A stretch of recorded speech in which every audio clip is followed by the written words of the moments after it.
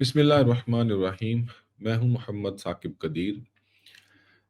जैसा कि आप सब जानते हैं कि मैंने एक digitalization of judicial system in Pakistan उस पर एक पॉडकास्ट रिकॉर्ड करवाई थी। उसकी कुछ लेक्चर्स की जो शॉर्ट क्लिप्स थे वो मैं मुख्तलिफ सोशल मीडिया के प्लेटफॉर्म्स पे शेयर करता रहा। उस पर काफ़ी लोगों ने उसको अप्रिशिएट किया, पसंद किया और इजहार किया कि मैं जो दावा करता हूँ कि मैं अपने तौर पे अपने प्रोफेशन के अंदर यानी कि वकालत के अंदर डिजिटलाइजेशन को काफ़ी हद तक इम्प्लीमेंट कर चुका हूँ। तो मैं वो आइडियाज़, वो कॉन्सेप्ट्स, वो तरीका है कार जो है वो अपने कोलीग्स के साथ शेयर करूँ ताकि मेरी फर्टेनिटी जो है वो भी मेरे उन एक्सपीरियंसेस से फ़ायदा उठा सके। तो उसी पेश नज़र फिर मैंने व्हाट्सएप के अंदर एक कम्युनिटी क्रिएट की थी, डिजिटलाइजेशन इन एडवोकेसी, और वहाँ पर वो चीज़ें कुछ शेयर भी हुई थी।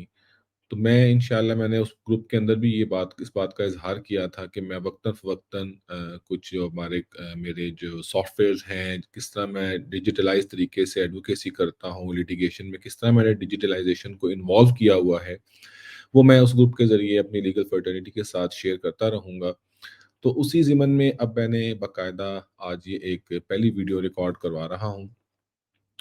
अ, हम लॉयर्स की कुछ विश लिस्ट होती है, हमारी ख्वाहिश होती है कि हम जो लिटिगेंट लॉयर्स होते हैं कि ये हमारी जो वकालत के अंदर कुछ काम हैं, ये बड़े ऑटोमेटिक अंदाज से और एहसन अंदाज से खुद ब खुद हो जाया करें।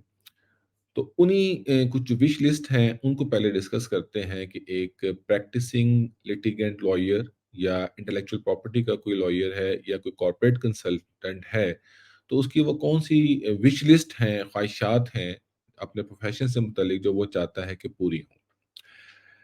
सबसे पहले अगर हम देखें, तो हम लॉयर्स जो हैं, वो एक चीज़ से बहुत ज़्यादा यूज़्ड टू हैं, वो है हमारी old fashioned digital diary, sorry lawyers diary.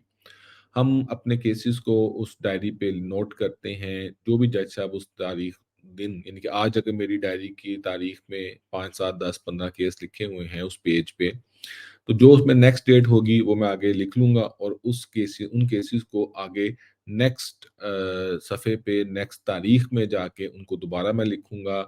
Munshi साहिबान ये काम करते हैं, लॉयर्स करते हैं, हमारे यंग जो जूनियर एसोसिएट्स होते हैं, वो इनिशियली ये सारा काम किया करते हैं। तो ये हमारा एक पहला बुनियादी लॉयर्स का कह लीजिए कि अपनी केस मैनेजमेंट से मुतल्लिक स्टेप हुआ करता है। इसके अलावा हमने क्लाइंट्स को अपडेट करना होता है कि आज जो आपका केस लगा हुआ था उसमें क्या कार्रवाई हुई और अब इसमें आइंदा तारीख क्या है। इसी तरह लॉयर्स जो हैं उन्होंने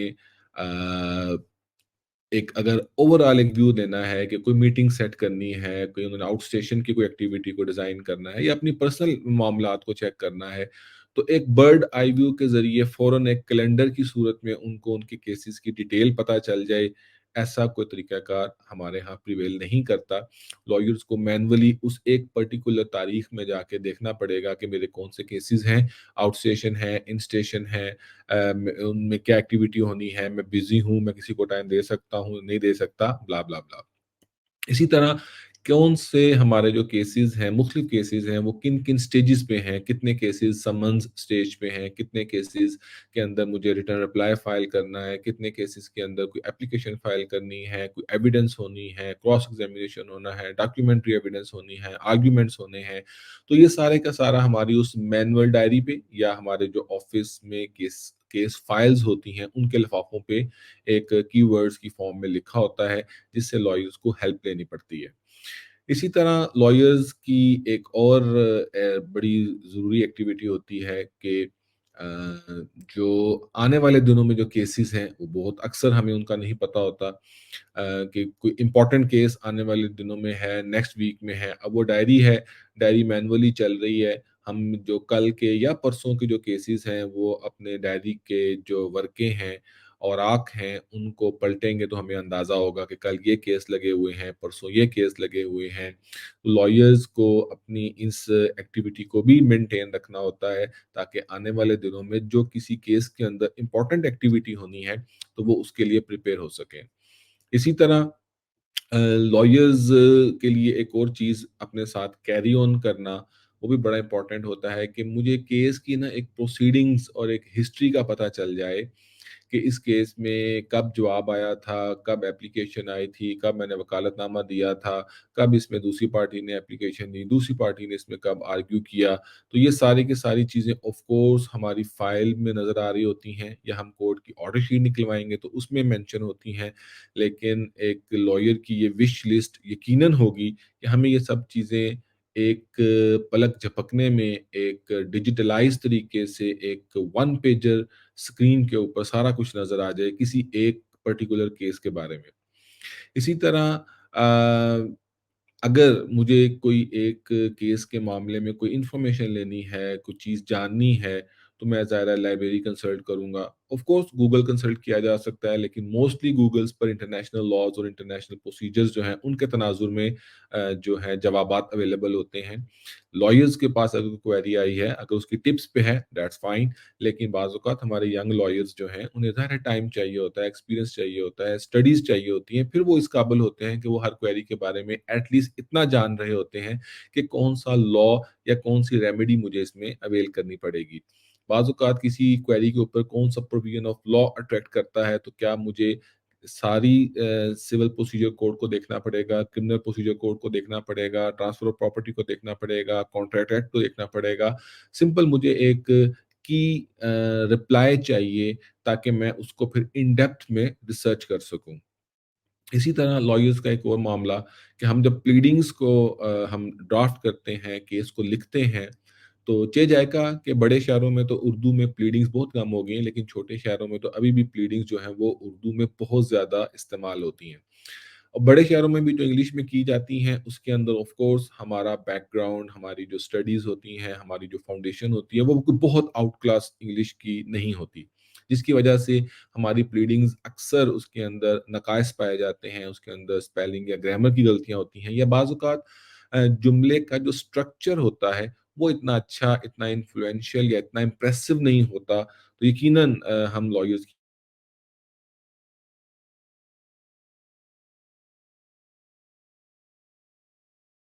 इसी तरह बाज़ औक़ात हम किसी एक प्रोपोज़िशन के ऊपर सर्च करते हैं।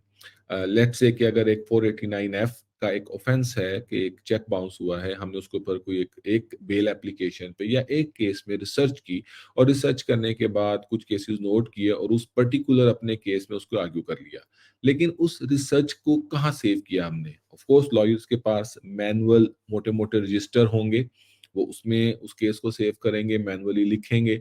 लेकिन वन्स अगेन उसका नंबर लिख लेंगे केस का कि लेट्स से कि 2012 एससीएमआर पेज नंबर 1 के अंदर मैंने ये चीज़ पाई जो कि मेरी एक रिसर्च के अंदर मेरे लिए एक इम्पोर्टेंट चीज़ थी, मैंने फ्यूचर के लिए उसको सेव कर लिया। अब वो डायरी मेरे पास हर वक़्त हो, वो पूरे का पूरा केस लॉ मेरे पास ऑलवेज़ अवेलेबल हो, ऐसा नहीं है। उसका प्रिंट हार्ड फाइल में रखना पड़ेगा या पीडीएफ के अंदर आप पीएलडी वेबसाइट से जाके डाउनलोड करेंगे तो आपके कंप्यूटर में पड़ा होगा।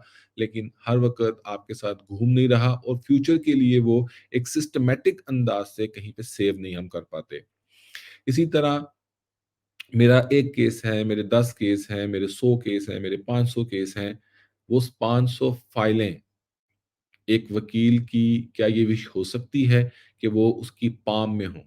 उसके हाथों में उसके 500 केसेस की फाइल्स हों हर वक़्त, वो जहाँ भी है। वो जिस फाइल को कंसल्ट करना चाहता है, देखना चाहता है, वो उसको देख ले। यकीनन ये एक लॉयर की बहुत बड़ी विश है। इसी तरह जितने भी लॉज़ हैं पाकिस्तान में तकरीबन 1000-1200 के लगभग एक्ट्स एंड ऑर्डिनेंसेस हैं चारों सूबों के अंदर, गिलगित-बल्तिस्तान के अंदर, इवन कि कैपिटल के डिफरेंट लॉज़ हैं, ऑर्डिनेंसेस हैं, एक्ट्स हैं। तो एक लॉयर की ये भी एक विश होती है कि वो सारे के सारे मेरे पाम में हों। मुझे कोई भी चीज़ किसी भी वक़्त कहीं पे भी कंसल्ट करनी हो तो मैं वन क्लिक के साथ उस चीज़ को देख सकूँ। इसी तरह हम लॉयर्स की एक और एक्टिविटी भी होती है कि अ, बाज़ औक़ात हमने कोई केस पढ़ना होता है और वो उसकी जजमेंट जो है वो 15 सफ़ों की, 20 सफ़ों की, 50 सफ़ों की, 40 सफ़ों की और यकीनन 3-3 सौ सफ़ों की जजमेंट्स भी अवेलेबल हैं। तो अब वो 300 सफ़े की जजमेंट चलें वो तो बहुत रेयर है, 20, 30, 50, 100 सफ़ों की जो जजमेंट है उसको पढ़ने के लिए मुझे कितना टाइम दरकार है? तो क्या ऐसा नहीं हो सकता कि उस जजमेंट की जो जिस्ट है जो चंद एक इम्पोर्टेंट पॉइंट्स हैं, जो कंक्लूजन है, वो एक वकील को पता चल जाए और उसकी ज़िंदगी आसान हो जाए। इसी तरह हमने कोई केस फाइल हुआ है, उसके अंदर हमने जवाब फाइल करना है या कोई एप्लीकेशन है, उस एप्लीकेशन का रिप्लाई फाइल करना है, तो ऑटोमैटिकली हमारा कोई डिजिटल असिस्टेंट ऐसा हो कि वो इन चीज़ों को एक सिस्टमैटिक अंदाज़ से कर दे। क्या ये मुमकिन है? इसी तरह हमने एविडेंस किसी केस की प्रिपेयर करनी है और हमारे पास प्लीडिंग्स मौजूद हैं, यानी कि दावा मौजूद है, जवाब-ए-दावा मौजूद है, हमारे पास जो एनेक्स्चर्स हैं वो मौजूद है। इन सब को गो थ्रू करने के बाद ज़ाहिर है हमें अब एविडेंस को प्रिपेयर करना है, अपने क्लाइंट को उसके मुताबिक वो चीज़ें शेयर करनी हैं कि भई ये चीज़ें, ये क्वेश्चन आंसर्स हैं जो कि आपने कोर्ट में प्रेज़ेंट करने हैं, मैं आपसे क्वेश्चन करूँगा, आपने जवाब देने हैं। तो काश कि ऐसा हो जाए कि हमें वो क्वेश्चन आंसर भी कोई बना के दे दे। इसी तरह अब पूरी प्लीडिंग्स और पूरे एनेक्स्चर्स और पूरी एविडेंस क्रॉस एग्जामिनेशन और एग्जिबिट्स के बाद यकीनन एक लॉयर की ये ख्वाहिश होती है, एक उसका ड्रीम होता है कि इसमें भी मुझे जब अब फाइनल आर्गुमेंट्स प्रिपेयर करने हैं, तो वो कितने इतने अच्छे और एहसन अंदाज से प्रिपेयर हो जाएँ कि उसमें मेरा वक़्त भी कम लगे और मैं तमाम चीज़ों को कवर करके एक अपने अच्छे आर्गुमेंट्स प्रिपेयर कर सकूँ। क्योंकि ज़ाहिर है लॉयर्स ने केसेस भी करने होते हैं, कोर्ट्स में टाइम कंज़्यूम होता है, हमारी पॉलिटिकल एक्टिविटीज़ भी होती हैं, फैमिलीज़ भी होती हैं और हमने क्लाइंट्स को भी टाइम देना होता है। तो इन सारी एक्टिविटीज़ को जब हमने सरअंजाम देना है, तो एक मैनुअल तरीके से मोटी-मोटी फाइलों को, एक-एक चीज़ को पढ़ना और अपने फाइनल आर्गुमेंट्स प्रिपेयर करना, ये बहुत ही एक हेक्टिक ऑफ कोर्स एक्टिविटी हो जाती है।